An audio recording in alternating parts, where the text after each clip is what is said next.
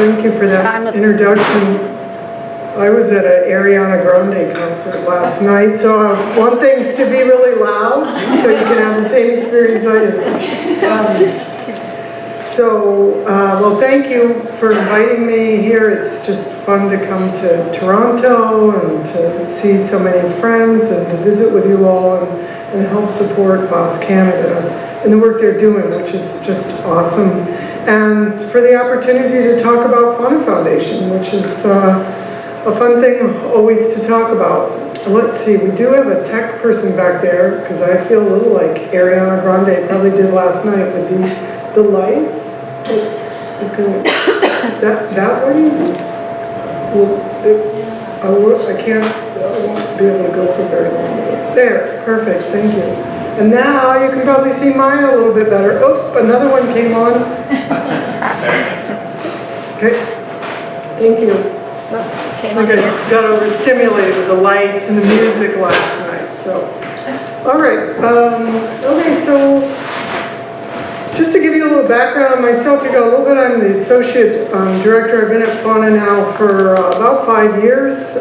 Been working with chimpanzees who use sign language, Washoe and her family since the mid-'80s. I worked with Roger Fouts and Alan and Trixie Gardner, so that's, and in that work, you know, first it was like, well, let's have a conversation with a chimpanzee, that seems kind of cool, and then after you do that day in and day out, you realize there's an awful lot going on, and what are we doing to them?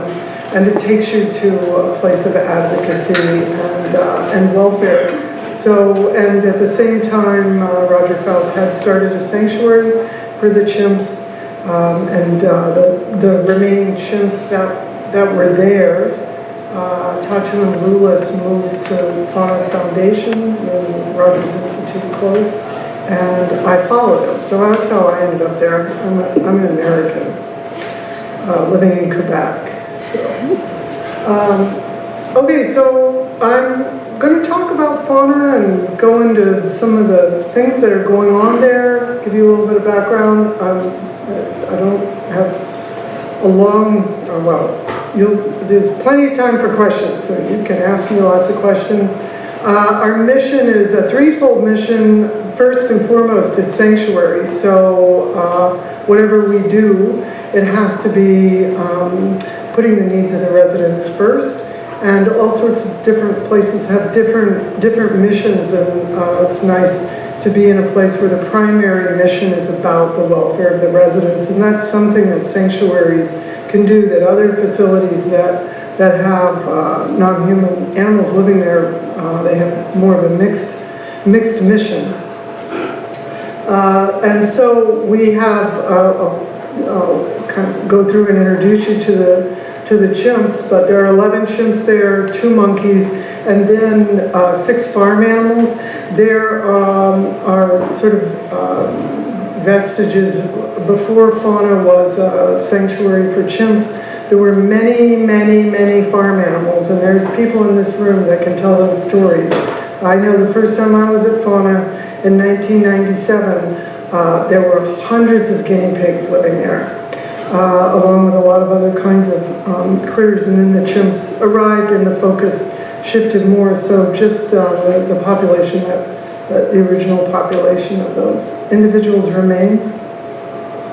So sanctuary, and then the other part of our mission is education. So I'll talk briefly about the education programs that we have, but that's part of my charge at Fauna. I actually work for Friends of Washoe, and so I have developed a lot of the programs that we've got going at Fauna, and I'll talk about those towards the end. And then the third part of our mission is environmental protection. So Fauna sits on about 300 acres of land.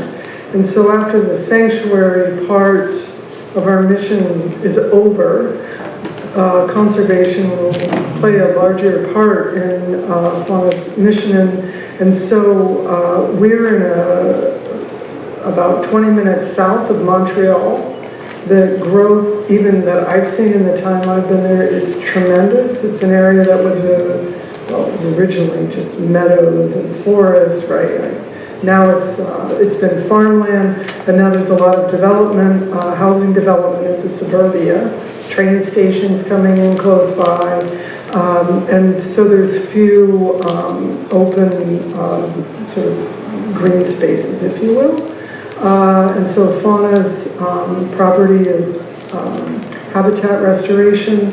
We've got over 100 different birds migrating through. We've been doing census on that. We've been planting mixed grasses, doing a lot of reforestation. So there's a lot, that's a big emphasis that's going on at Fauna right now.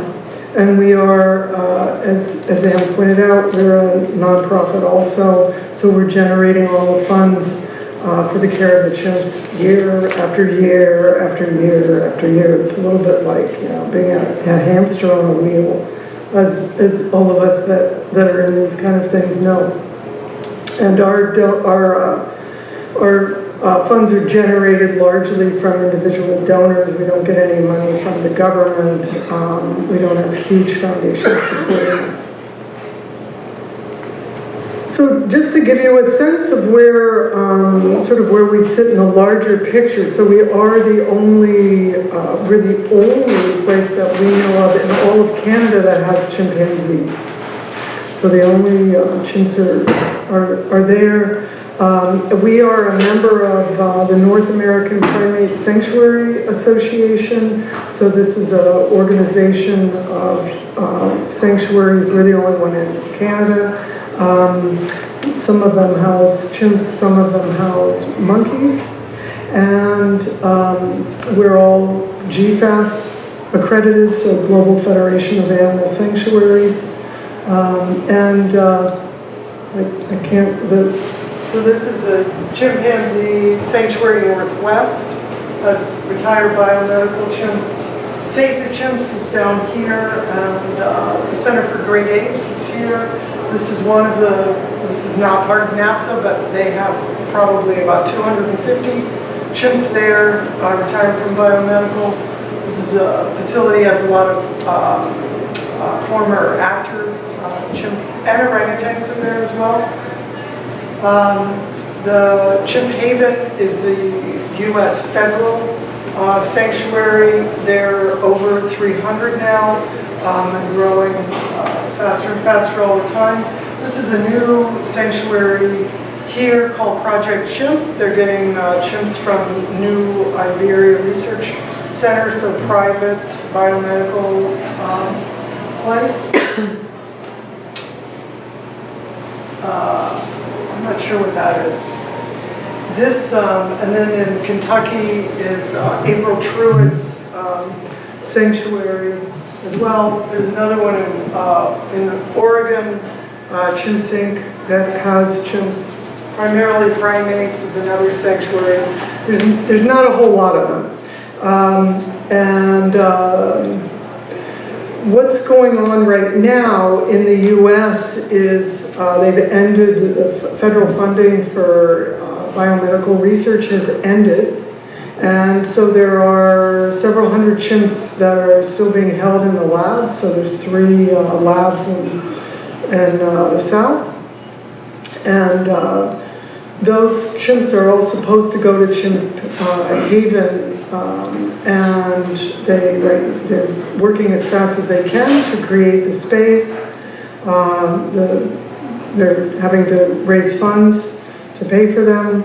And there is a little bit of a push from the labs to call themselves sanctuaries. One of them, if you look at their website, they call it a retirement villa. So that's like a prison putting a new sign up, you know, instead of calling this Alcatraz, we're going to call it a retirement villa, right? That's a big concern with the chimp community right now, that these chimps absolutely need to leave the labs and go to sanctuaries. They deserve that. And so this graph is just showing the number that are in labs is declining steadily because they're moving into sanctuaries. So there is, sanctuaries are growing at a tremendous rate in the U.S. right now, which is a good thing. So that's sort of where we sit in the picture in terms of the greater North American chimpanzee community. So in terms of monkeys, Fauna has 2 monkeys. Now there have been more there in the past, but old age. So we have Darla and Newton. They both came from Queens. They're Reese's macaques. Newton was used in glaucoma research, so his vision is compromised. He's in his, I think he's in his late teens. Darla's in her early 30s. She was used in anorexia research. And so those 2 live together at Fauna. And then we have 11 chimpanzees. And I'll talk about these folks. So the way that Fauna got into chimps is Gloria. When I was at CHCI in Washington with Washoe and her family and the Fouts, we had an Earthwatch program, and people could come and learn about chimps. It was called Caring for Chimpanzees, and you could be the sort of the citizen scientist, if you will. And so Gloria came and heard all of our stories and was so moved. She said, I want to start a chimp sanctuary. And Roger and Debbie and I were like, okay, sure. What do you need? And so we shared our plans for the facility. So the original Fauna is modeled after the CHCI building, and then Gloria did all sorts of adaptations from there. And you know, she said, well, where will I get chimps from? And Roger said, don't worry, build it, and they'll come. And so before she even finished, there was a biomedical facility called LEMSIP in Tuxedo, New York. They had done a lot of hepatitis C and HIV research there, and they said, we're closing, would you take some of the chimps? So the chimps were arriving before things were absolutely finished. So originally there were 15 chimps that came. 7 of those chimps are still at Fauna today. So Jethro and Rachel and Petra and Regis and Sue Ellen and Chance and Binky were all part of that original group. So they've been at Fauna since 1997. And then Maya is a chimp, I think maybe Anne knew Maya. Yeah, I know her, yeah. And Maya was part of a cross-fostering project at the University of Montreal. There were 4 chimps in that project. When it ended, she went to the Quebec City Zoo with the other chimps that were there. And the Quebec City Zoo closed. Maya came with Spock and Sophie to Fauna Foundation. Sophie died, I think, just two years later. She had an ulcer. Spock died about a year ago from congestive heart failure. And so Maya remains. She's an interesting person. I think she's spent a lifetime of not getting the respect that she feels that she deserves. So it's like, I heard Anne tell stories like that, and I've heard other people that knew her when she was little, and it's like she's still the same way, demanding respect. So she's a really, she's a tough girl, and when you see Maya is probably one of the more psychologically damaged chimps that's there. She does a lot of abnormal behaviors, picking the skin off of her foot until, you know, she's got raw flesh. She eats all sorts of plastic things, so she can't have anything that's made out of kind of a crunchy sort of a plastic. If you give her a toothbrush and that silicone part, gone. So, you know, we may think, well, you know, it's the chimps from the hardcore biomedical research that are the ones that are going to have the biggest problems, and that's just not the case. You know, different individuals are more resilient than others, and Maya's one of those folks that's not quite so resilient.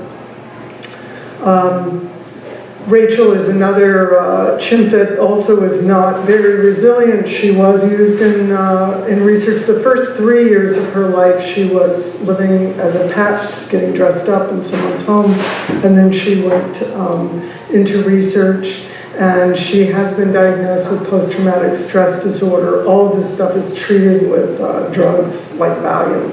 And what happens with Rachel is when she has moments of dysregulation, to put it nicely, she just starts beating herself in the head. So she has cauliflower ear, she starts screaming, she has hallucinations.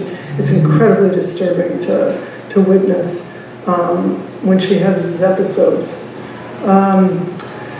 Let's see, so who else is at Fauna? So Dolly is from Park Safari, which is a zoo in Hemingford, Quebec. So they had, Park Safari had chimps for I think over 4 decades. And the chimps originally came from Oklahoma. They bought a group of young chimps.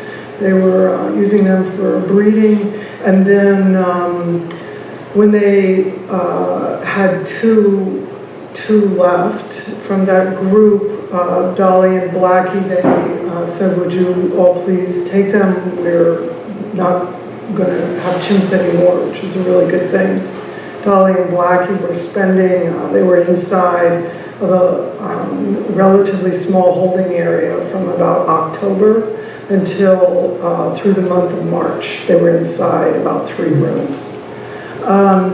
And so Dolly and Blackie came. Blackie just passed away about 6 weeks ago.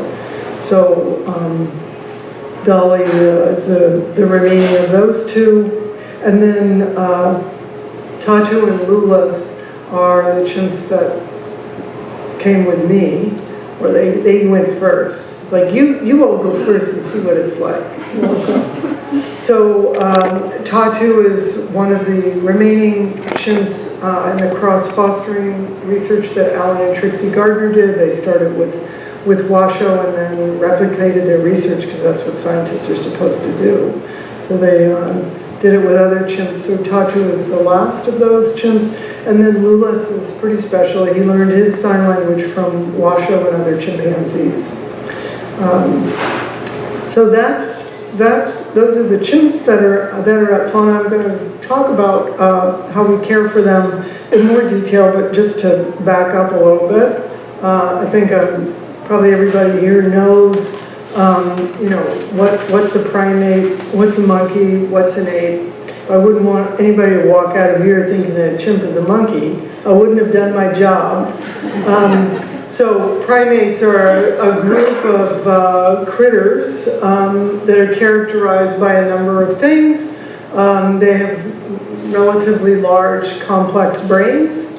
We all have hands. All the primates have hands, tactile pads on the front, nails on the back. You can contrast this to a horse or a dog. They have different kinds of things that they, they have paws and hooves and adapted for different ways of living.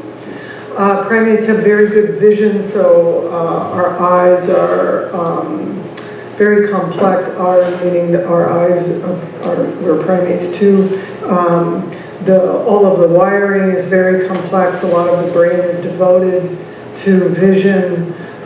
We can see in color. We have good depth perception, so that's a special adaptation. We tend to have single births as opposed to litters or a large number. So the offspring have a delayed period of growth. So we have this extended period of childhood, and then adolescence later in life. If your cat's going to be full grown by the time they're a year old, and with primates it's delayed, and all very, very highly social critters. So then you put this together where they're living in social groups, they've got vision. If you live in a social group, you have to communicate. You've got critters that are doing a lot of different kinds of communication in terms of body posture and facial expressions and gestures. And then in this, these are prosimians here, so lemurs, which I guess you could say have less of these characteristics. They separated from this lineage earlier. And then here's monkeys, and then here's all of the apes. This is small body apes, and then orangutans and gorillas and chimpanzees and bonobos. They're just depicted in one body. They're so close. And humans as well. So that's sort of the family tree, if you will. So I'm going to talk just a little bit about the biomedical research that went on. I think it's important for us to understand what was done with monkeys or chimps. Look, now I'm making a mistake. But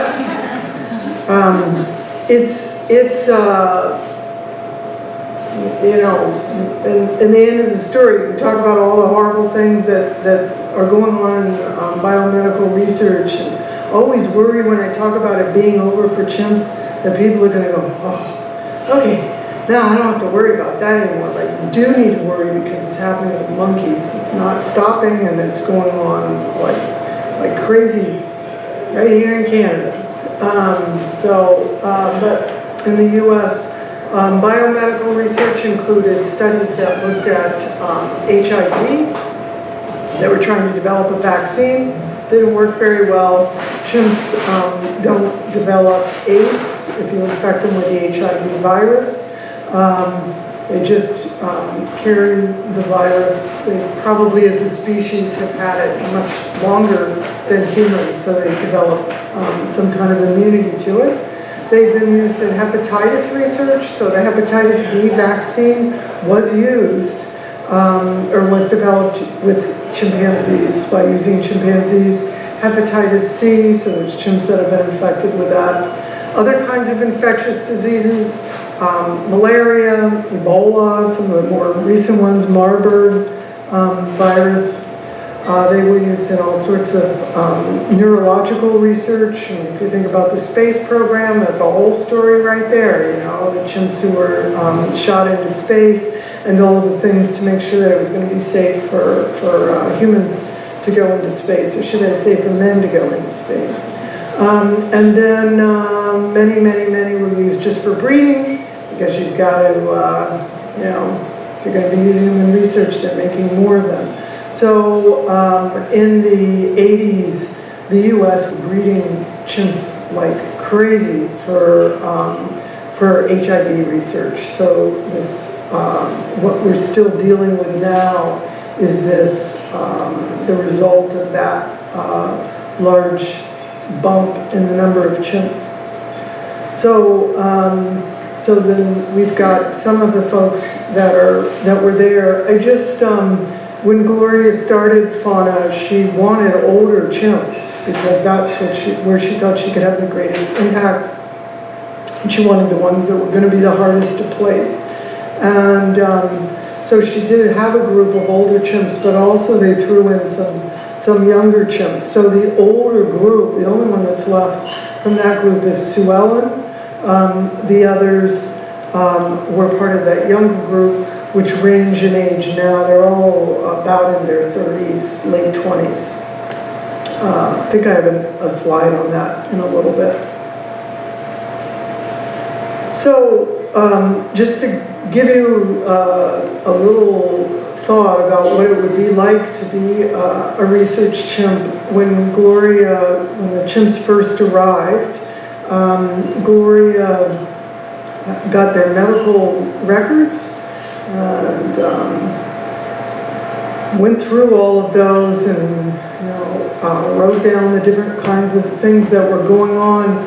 And this slide here, I think, is just so telling of what it was like. So these words, punch liver biopsy, that's a procedure where they're basically core drilling into the liver. So they take a large gauge needle, punch it into the liver, pull it out, and you've got some tissue so you can see how the tissue is affected by whatever they're doing. So you can see on here, just in 1984, Sue Ellen had a punch liver biopsy on February 8th. She had another biopsy on the 14th, March 7th, March 28th, she had a double, If you just scan down, you can see May was a pretty active month. She had one on the 2nd, the 9th, the 16th, the 23rd, and the 30th. So I think that's like one a week. June, she had one. July, she had 4. She had 5 in August. So this, for each one of those times, she was knocked down for them to do this procedure using, I mean, it's risky and it's not a pleasant experience. It's maybe for people that use ketamine at parties. The thing is that they're choosing to use that drug, so the chimps weren't. And so this is the kind of stuff that was going on year after year after year in their life for all of them. When Regis arrived, he was only 8 years old. He had been knocked down 258 times, beginning when he was just a few months old. Sometimes for things just like cleaning his teeth.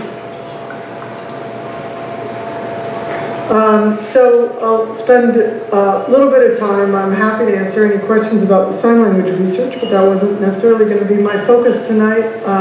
So the cross-fostering project, the idea with that project was to raise chimpanzees like human children. The project started in the mid-60s and continued until the early 70s. And if we raise them like human children, right, they're these social critters with long period of dependency, they're highly social, visual communicators, they have hands, many of the same, all these things are characteristics of humans as well. What happens if we just immerse them in a sign language environment? And it turns out that they acquire those signs. Now, the interesting thing, now that we know more about what wild chimps are doing, same thing. They're using, they live in communities in the wild. They use gestures to communicate. The different communities have a different repertoire of gestures. So they each have their own vocabulary, if you will. There's some overlap with that, and one of the things that our graduate students at Central Washington University, and one of them now is looking at the form of gestures that have overlap to see if there's a difference in how they pronounce those gestures. There's already indication that seem like that is happening with other researchers. It's seeming like preliminarily, some of them, some communities, they gesture slower than others. Which is just the kind of thing that you would expect with signers. For example, in the United States, some communities sign faster than other signers. So, to find out that chimps sign is pretty amazing, but it's something that they're totally, it's not like teaching a dog to fly. They've got all the pieces in place.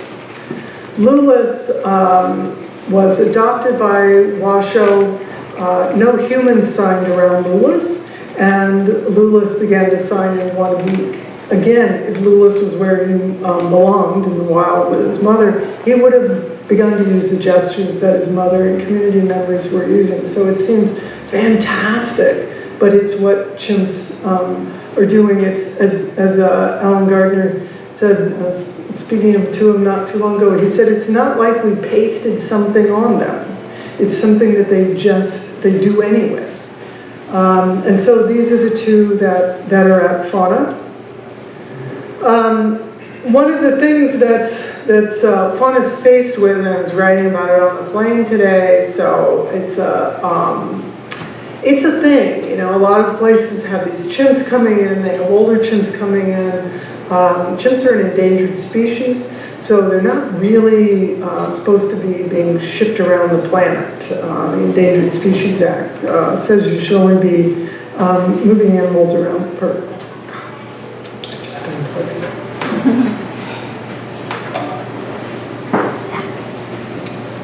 Oh, it's better. Okay. Just stand very, very still. The long and the short of it is Fauna doesn't really have any plans for replacing chimps, which most of the other sanctuaries, they're in full swing. The ones in the US are going to be able to help out with the need. Chimps, when we talk about chimps' life cycle, the dates are very much like humans. So gestation is about 8.5 months. Baby comes out super helpless, needs mom to support the baby. The baby's weaned at about 4 or 5 years old. Milk teeth, they lose their front teeth. They're about 5 or 6. So it's like looking at little kindergartners, first graders, missing their front teeth. Then they hit puberty, about 10 or 11. Girls begin a monthly menstrual cycle, so it's about a 32-day cycle. They bleed, 2 weeks later they ovulate. Big difference is chimps have a big visual signal that they're ovulating. So their bottoms get swollen.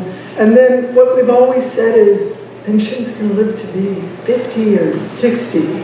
This is something that all of us have been saying for many, many years. So the expectation that we developed for people was that chimps should be living until they're in their 60s or 50s. Well, humans can live a long time too. My grandmother was, 3 days shy of her 100th birthday the day she died. But does that mean that all of us in this room can expect to live to be almost 100? No, right? So what we were throwing out there as sort of the expected thing is really the long range outliers that live that long. The average age of death for chimpanzees in both the wild and captivity is about 32 years old. And in captivity, they're dying of heart disease, just like almost 50%. The other big killer, renal failure, is another big thing, which a lot of humans get that too. So when we sort of we created this for our supporters to have an understanding of where we are with fauna, and so this is survivorship rate in captivity, and so it's if you look along the lines going along, or showing you the percent of chimps that are left. So if you look at the line for males, there's nobody really much around after 50. And if you look for females, it's dropping pretty fast. That's a way outlier there for 70. I mean, occasionally people will be saying, oh yeah, this is so-and-so and she's 60. But those, again, are the outliers. And so this is last year. And so, the story I started telling last year it's in play, or adjust people's expectations. So along the bottom is the age of the chimps that were, that have all passed away at Fauna. So this is Pablo here. He was one of the Lemsip chimps. He died at 32. Sophie and Jeannie. Sophie was one of the chimps that Anne knew.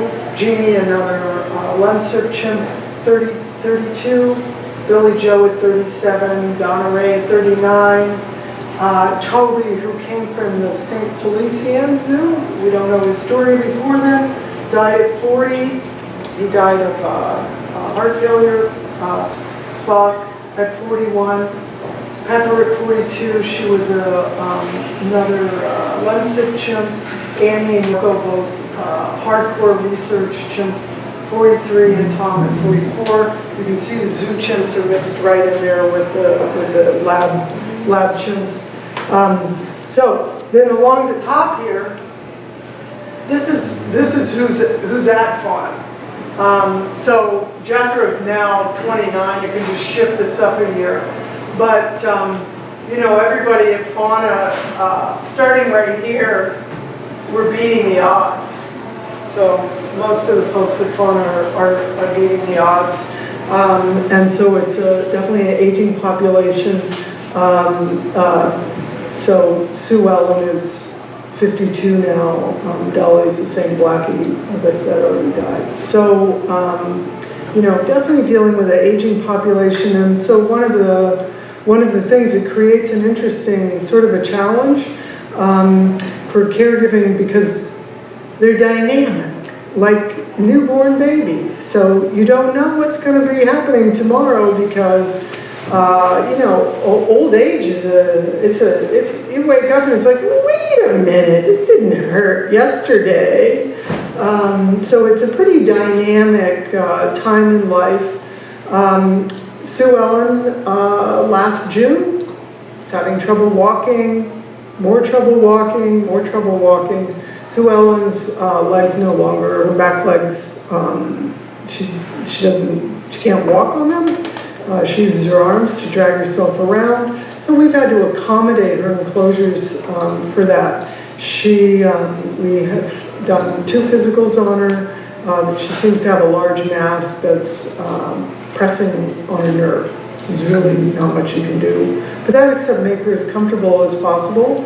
And we thought, okay, well, this will be it. But Sue Ellen just keeps on going. She's having a great time. She likes big, comfy beds. The caregivers are challenged because they have to get Sue to move twice a day to change those beds. She's incontinent. You gotta watch out for cold sore, or not cold sore, bed sores, right? That you know, so it's a super challenging kind of a thing for the caregivers, and particularly when this sort of thing first happened, it's like, oh my gosh, you know, how are we gonna accommodate her? Unfortunately, we have an excellent resource with Jocelyn Besner, who was the head vet at Save the Chimps, and we have a battery of vets that we use locally, specialists that come in when we do physicals. So good health care and good advice. And the name of the game is keeping folks comfortable, but I always worry that people are going to say, what's going on at Fauna? And it's life. That's what's going on.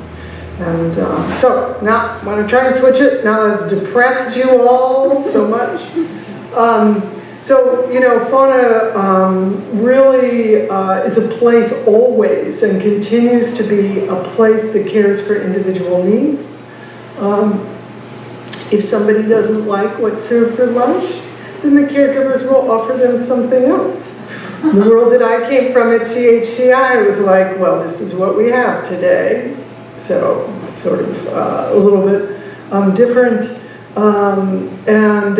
You know, so really adjusting to individual needs. Because chimps are really social critters, their social environment is a priority. So, and that means that not only the other chimps that are living there are a priority, making sure that they're in a group that makes them happy and is stimulating, but also that the caregivers that take care of them are doing the best that they can. So for me as a researcher, this is like one of the most interesting and fascinating areas of research, is what's going on in that dynamic. Because as a dependent individual, I mean, just think about sitting in a hospital room. Who is the most important person in your life in that time when you're there? It's the nurse. And the nurse can make it a really horrible experience, or can make it a really wonderful experience. And so making sure that staff are extremely well educated. So everybody, the volunteers, all of the staff, actually many of our staff have degrees in primate behavior.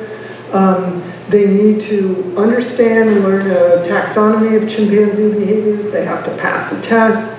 And then we use those behaviors in interaction. Some of my research shows that that actually makes the interactions more positive, friendly kinds of things. And then really adjusting to individual needs. So here's a fun little video. This is Meg, who came with Tatu and Lewis for a while. She got to be friends with Binky. So here she is playing with Binky. You can see a big play face. And Meg will be using a play face as well. Let's happy sound. This is great. He's not very good at being secretive about it.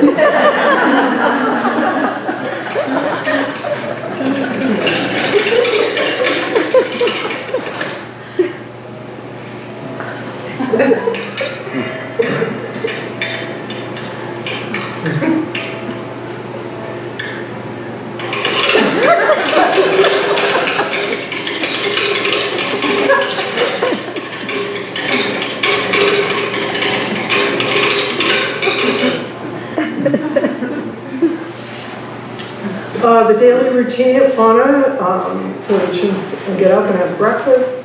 Fauna has a kind of a unique way of serving meals. You can see these trolleys up here. So, and then there's places where the chimps can reach out and pick what they want off of the trolley. They also have meals that are prepared. We have a full-time chef. And then, so they have breakfast, some kind of oatmeal or yogurt with fruit. Then there's cleaning that goes on. Then the caregivers offer some kind of enrichment and a snack. And then lunch is usually a hot meal that's prepared. We try and make things, well, they have a largely vegan diet, and it's a whole grain diet. And whole food kind of a diet, lots of vegetables. And then in the afternoon, more enrichment trolleys. At night, each chimp gets a supper bag with their name on it that has special things for their dinner and blankets. And then throughout the day, the care staff are doing some kind of social enrichment. They have a schedule of those kind of things, so maybe it's going to be, I think a great enrichment is, when you're trapped on a plane, that gives you for a long flight. It's like you think of some of the things that the stewardesses do to enrich you on the flight. It's like warm washcloths. That'd be great. Warm nuts. So it would be first class, right? Not in the back of the plane. So here, Tatu gets these special juices. There's a company in Quebec that does a cold pressed juice, and they donate them. And Tatu really enjoys them, so she's having her dose juice.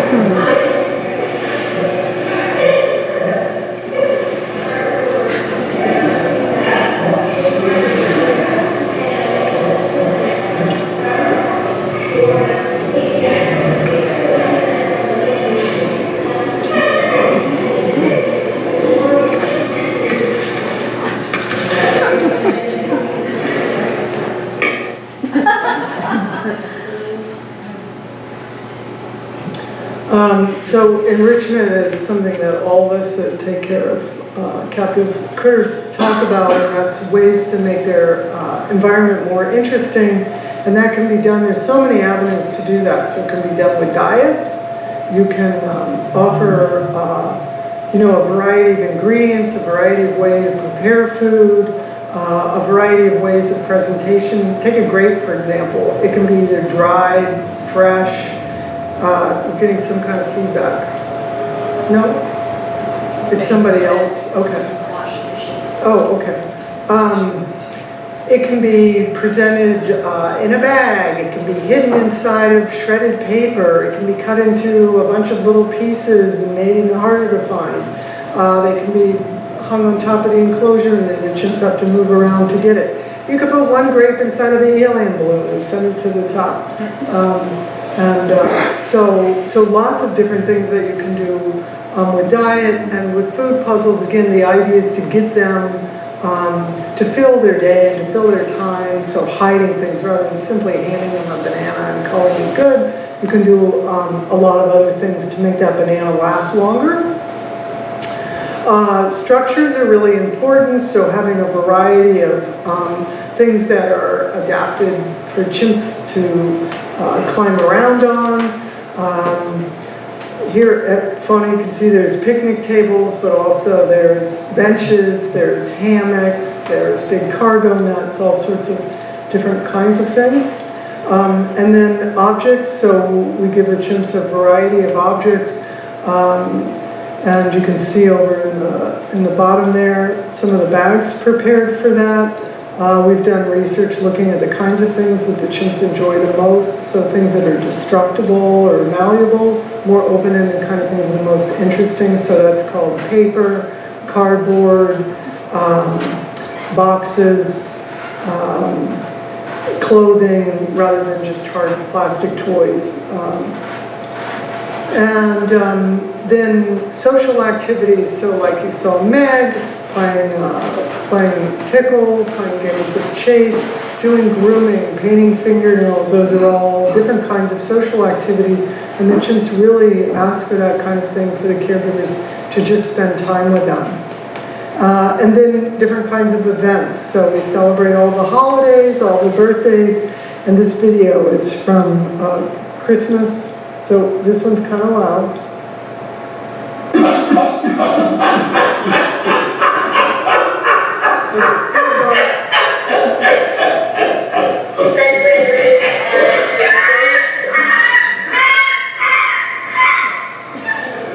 Just super exciting, very loud from our friends.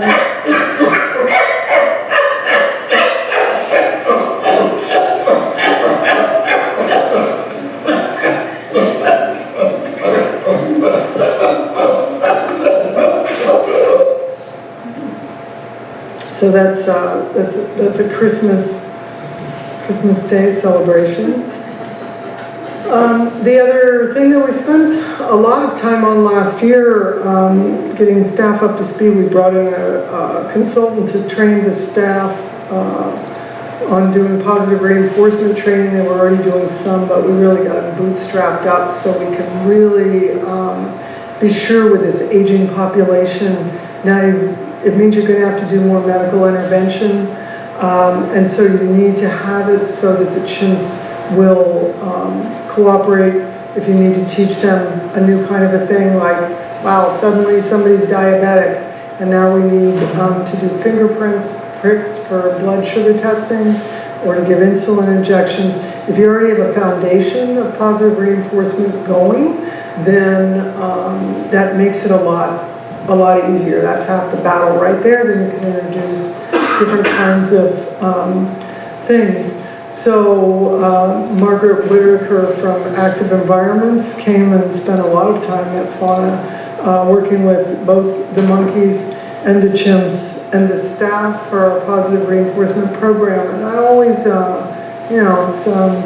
it's for me, it's important to qualify it that it is just for medical procedures. And so this video here is of Lewis. We're getting a little juice, his reinforcer. And he's got a target that he's got to touch. And then he gets a whistle to tell him that he made the correct response, and to signal that he's going to be getting more juice. And then there's a signal, a hand, telling Lewis what the expectation is.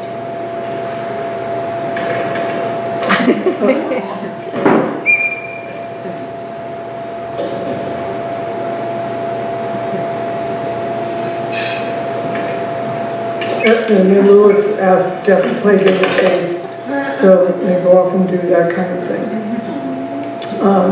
So we do, it has been really nice to have that in place. Blackie was diagnosed with diabetes, and the staff were able to relatively quickly start giving her insulin injections.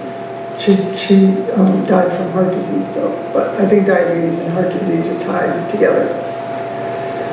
So then the kinds of things that we have going on at Fauna in terms of education, we have sanctuary symposiums that are offered once a month, beginning in May all the way through October, and it's a public program, so they come. they learn about fauna, they learn about our mission, who the residents are, and how to behave. So etiquette is important. We ask visitors to display friendly behaviors. We don't let them use loud voices, no pointing, no grinning or laughing. So they have to behave in respectful ways around the chimps. And the chimps are free. Fauna has a wonderful design with all of these elevated skywalks. And the chimps can come out in the skywalks, so they can come out on the islands and see the visitors. But if they don't want to be part of that, they just can stay in other spaces.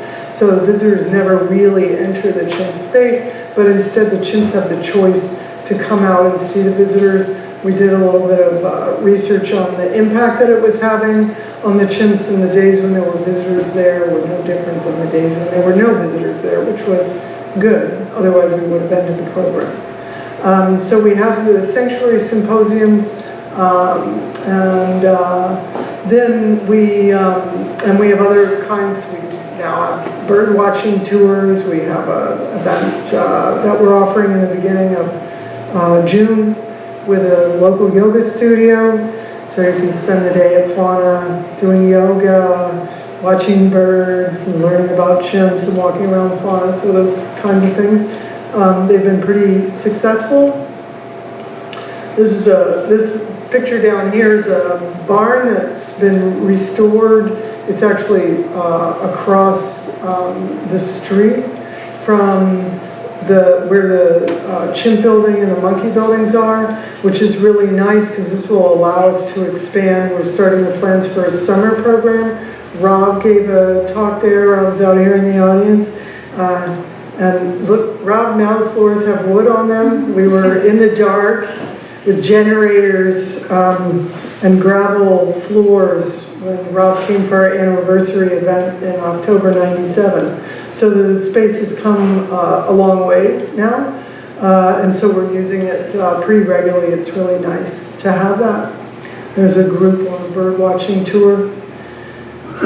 We also have two kinds of intern programs. One is an intern program for students that are at the Quebec universities. So we have students coming from McGill, University of Montreal, various universities there coming, and they, in the world that I grew up in, the caregiver and the researcher have to be the same. For the sign language research, if you come in with your white coat on that says PhD and say, okay, Tatu, now I'm going to have an experimental conversation with you, she's going to walk away. That doesn't work. The only way to develop a friendship with them is really by caring for them. And I must say I've been to a lot of different places, and it makes a big difference if you're cleaning up after somebody. That to me is the best way to make a friend with a chimp or a gorilla or orangutan. You just start cleaning enclosures. So the caregiver and the researcher blend seamlessly, so they don't even really know that now I'm studying you. And actually, when you're in their space and they're doing their thing, that's when you can make the best observations. And so this is a fundamental thing that I teach in our intern program. So the interns do blended activities, so they're doing some research, whether it's entering mind-numbing data, because that's part of science, and then they spend other parts of their time preparing enrichment. Some of them are cleaning enclosures. It's sort of it's a very individual how long they're going to be there for the level of involvement that they have. But that's been working out really well. It's a challenge because we're not on public transportation, so they're having to catch a bus and then an Uber, and but those that are really dedicated get themselves there. And then we have a visiting program. So this I think we're going into our 5th year of offering this program, and in that interns or students or whoever, they apply and they spend 8 weeks at Fauna involved in research and also deeply involved in husbandry in terms of cleaning and preparing enrichment and that kind of thing. The typical applicants are undergraduates coming from, we've had folks from all over Europe and North America come to that program. And then we have a pretty active volunteer. We got a couple of volunteers sitting right here in the front, Kathy and Jeff, thank you. And so we probably have about 30 or 40 volunteers that are coming from, some come a couple of times a week, some come once a month, but they're a really, really big help for the program. So, and then all of these things, people are educating and then talking about fauna and that sort of thing. And then we do have some behavioral studies that are going on. It's not part of our mission, so that's for me, coming from a world where research has been part of what I've been doing, it's kind of nice to go, actually, we don't have to do this research, you know. So they're all non-invasive studies. We've done things like, well, I have graduate students at Central Washington University, so this summer my graduate student looked at the effect of sound in the environment on the behavior of the chimps. And you know, captive environments can be quite noisy. And what kind of impact does that have on their behavior?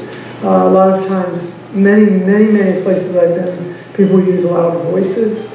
I notice that chimps vocalize after that, which means that they're aroused. They start displaying, so using quiet voices tends to keep the arousal level low. So that's the kind of thing we're looking at. We did another study, another graduate student that looked at how the chimps use their space. Do they like the skywalks? We have these beautiful islands. Do they use them? Guess what? Not much.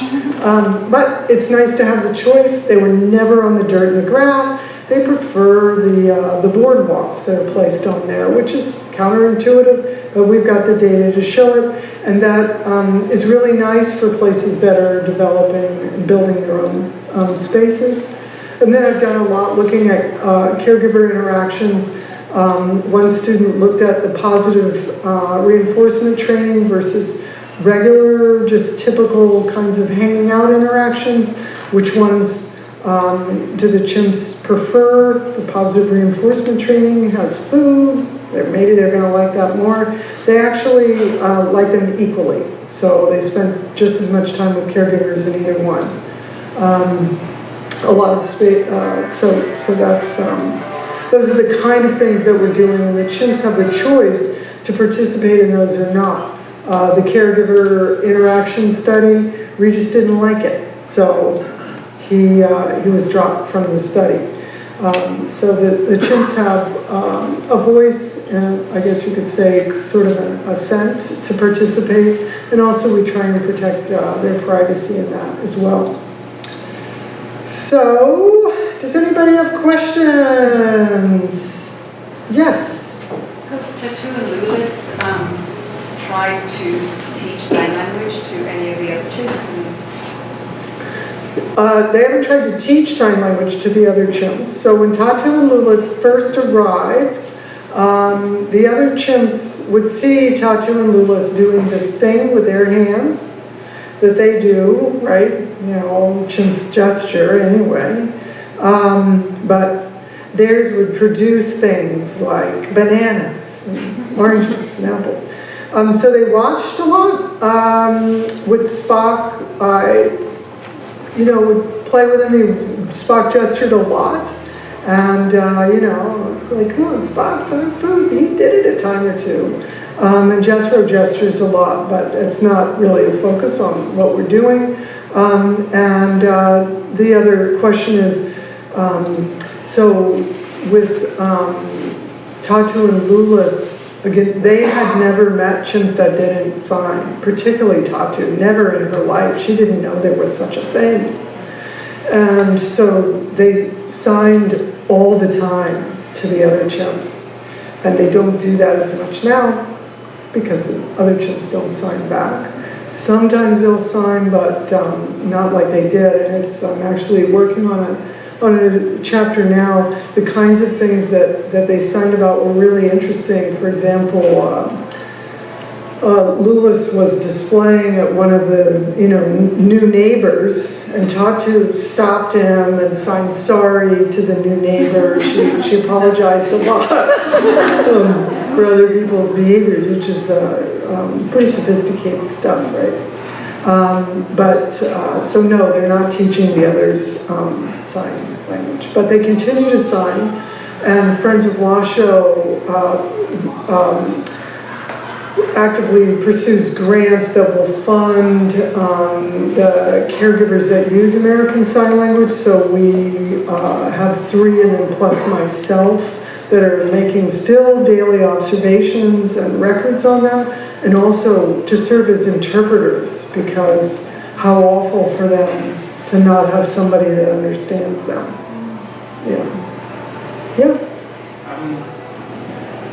Do you find, you mentioned about the ape population in this chimpanzee population in the Fauna Foundation.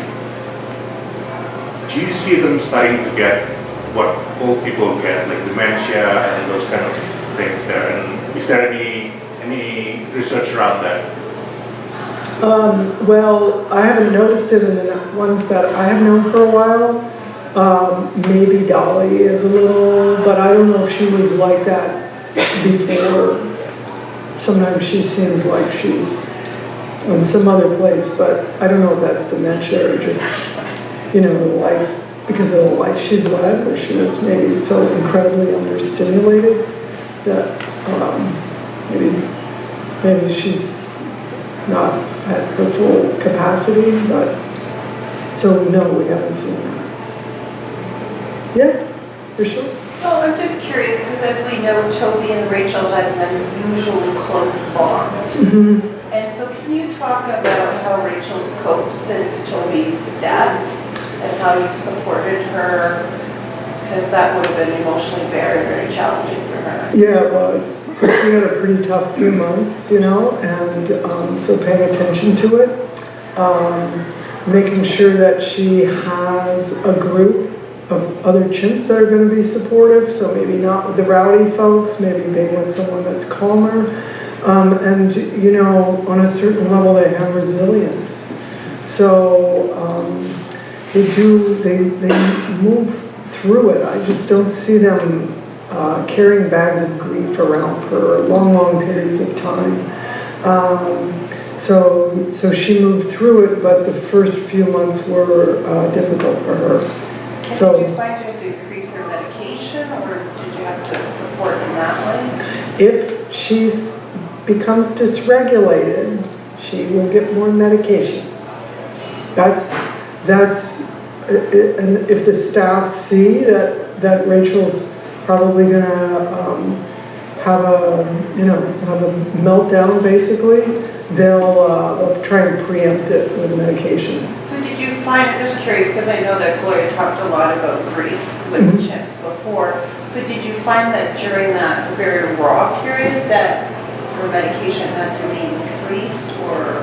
No, hers wasn't, but Okay. Dolly's was. Really? Okay. Mm-hmm. Yeah. She was very sad. It was heartbreaking. She was very sad, walking around crying. And so then she actually she had already known Sue Ellen. So it's kind of an interesting little story, because when Blackie and Dolly arrived, they started spending time with Sue Ellen. And then when Sue Ellen lost her mobility, Blackie was getting pretty frustrated with her and getting aggressive, so we had to separate them. And now Dolly is spending time with Sue Ellen. So that's been a nice thing for both of them to have each other that way.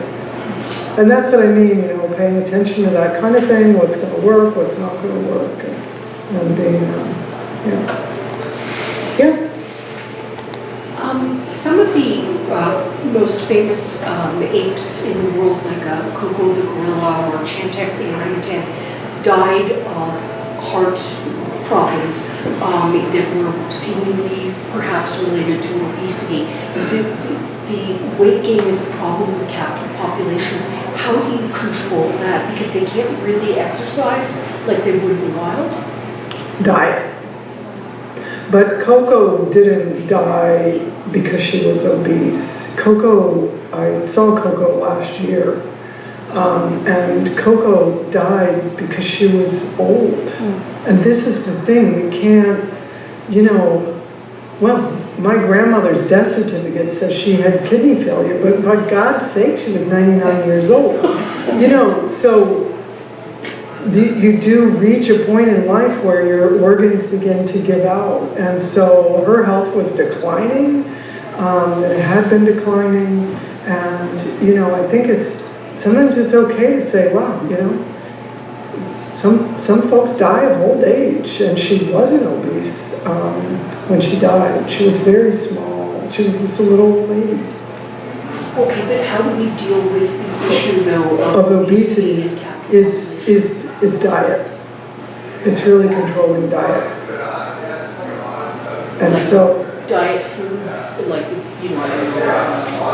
diet brand foods, or no, like having whole foods. If you look at a lot of the diet stuff now, rather than having LITE salad dressing, it's better to just have oil and vinegar.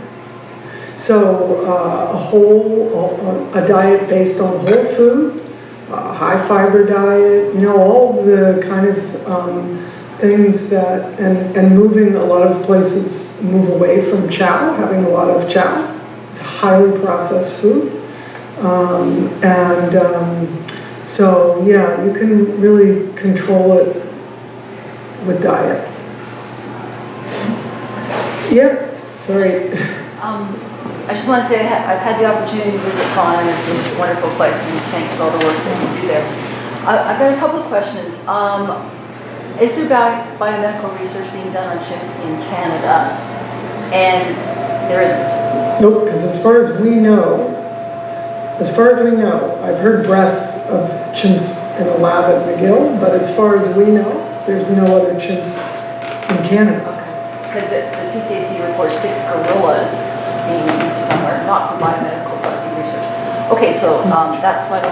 What was the impetus to abandon the use of chimps in biomedical research in the U.S., which had been such a big user? Yeah, so they did a study group to look at the benefits that had been gained over the years, and guess what?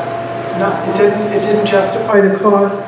So there was that, and that was coupled with chimps were uplisted. So chimps, since about the mid-'80s to about 5 years ago, were split listed.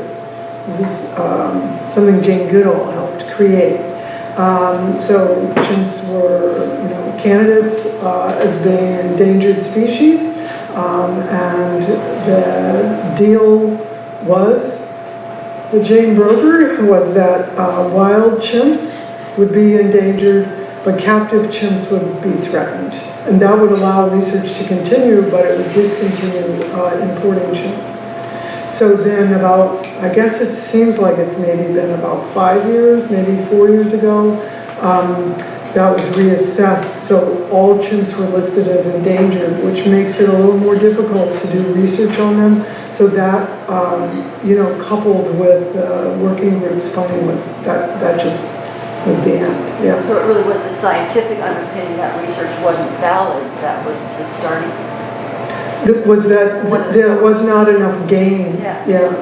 The study is, if you go to NIH's website, it's there. Yeah. Great. Thank you. Yes. Yeah.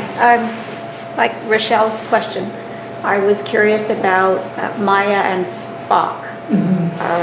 Maya was with Spock basically her whole life, and he died a couple of years ago. How has she, I realized she had a very difficult life from anything that I knew about her. But how did she manage it? The thing about both Spock and Maya is they both are super social.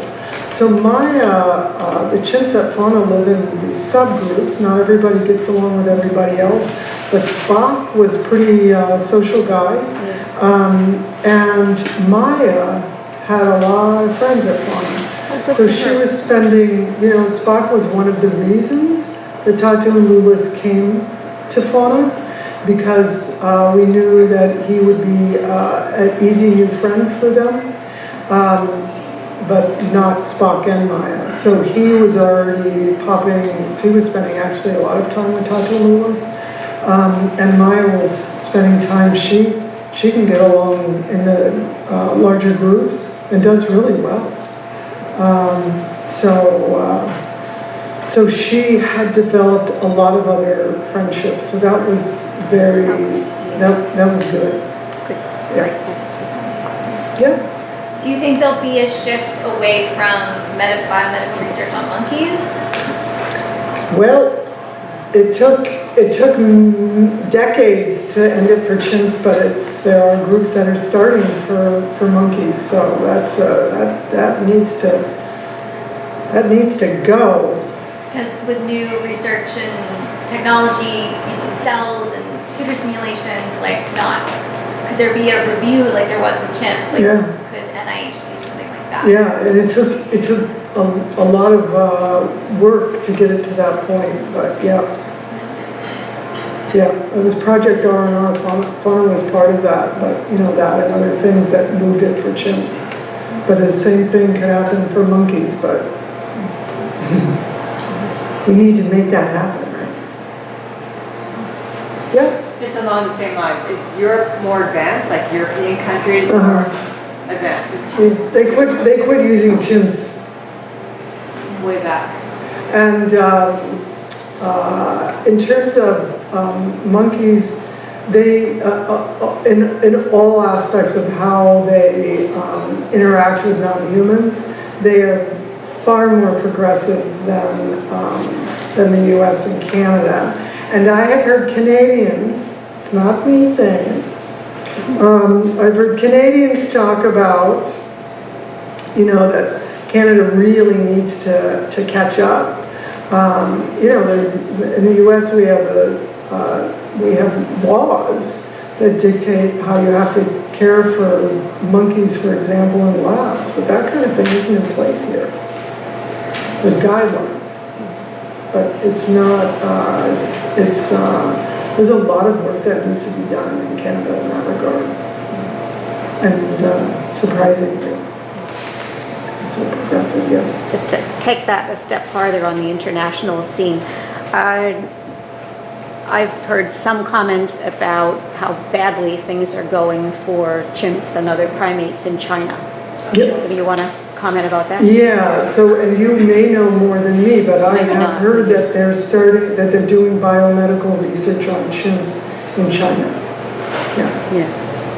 So that's not a good thing.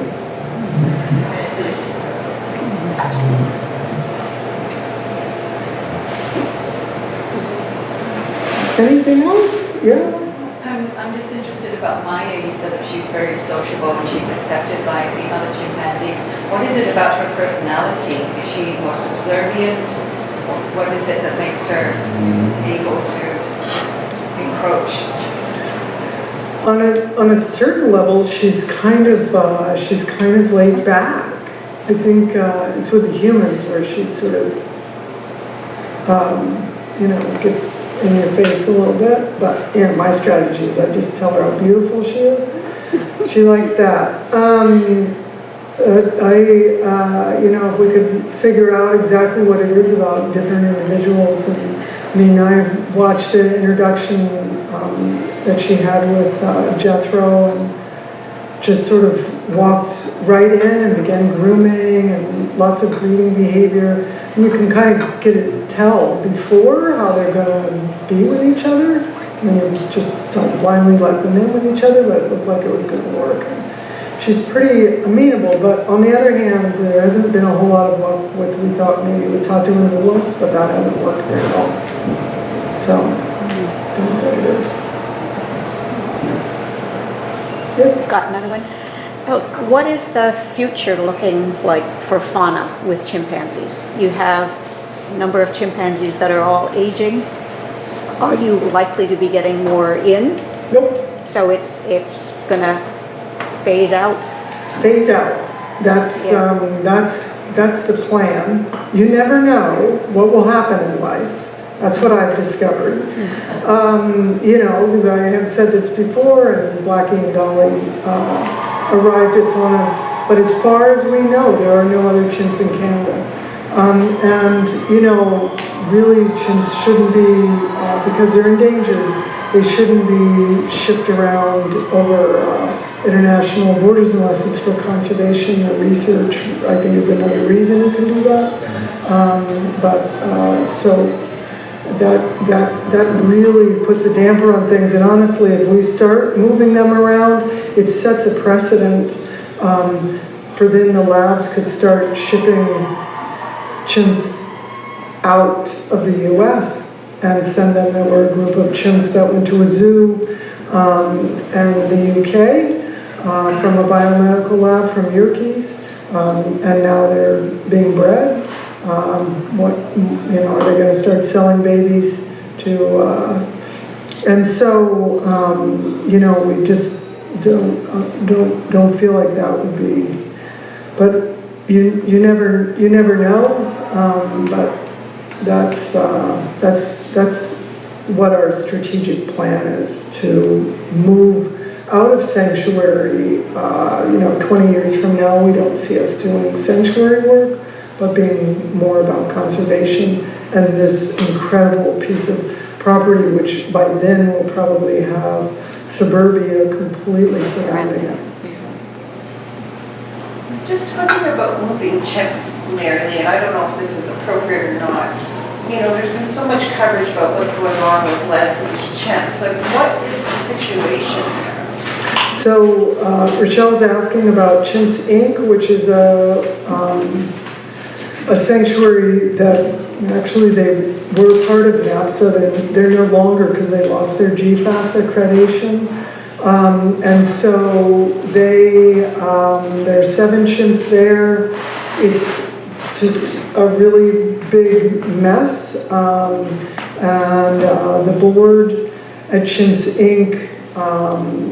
Is wanting to move the chimps to Iowa. It's called the Center for, it's the Kanzi and other bonobos are there. It's in Iowa. It used to be the Iowa Trust, and I can't remember the name. Great Ape Trust, yeah. The Great Ape Trust, yeah. Yeah, it used to be the Great Ape Trust. It has a different name now. And so there's potential that those, I mean, I've heard from, they're packing it up and about to move them to, no, we don't have anything in place. So it's really hard to tell, and it's hard to tell exactly what's going on or what's going to happen with those chimps, whether they stay there or whether they go to Iowa. But they have been offered other places at other NAPSA sanctuaries, and the board refused to move them there.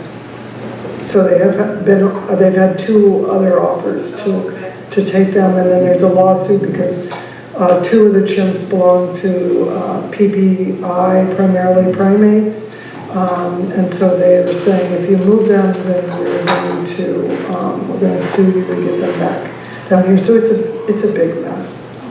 Yeah. Yeah. Use that most of your time, but I just want quickly, how can the average person help? Oh, that's a great question. Well, you can always send money. You can send enrichment. You can come to Fauna. We're not that far. And spend time at one of our events. And I really think that it's important for people to begin to wrap their head around what's going on with monkeys. I think that that's really, really important, and it would be nice to see things pulled together in a cohesive way so you can direct somebody to something. So maybe one of you knows something that I haven't seen yet in terms of, here's the website, it's got all the information, but I don't think that there is a cohesive place where all of that information is. So but that's something that really needs to happen. Okay, that is, thank you all.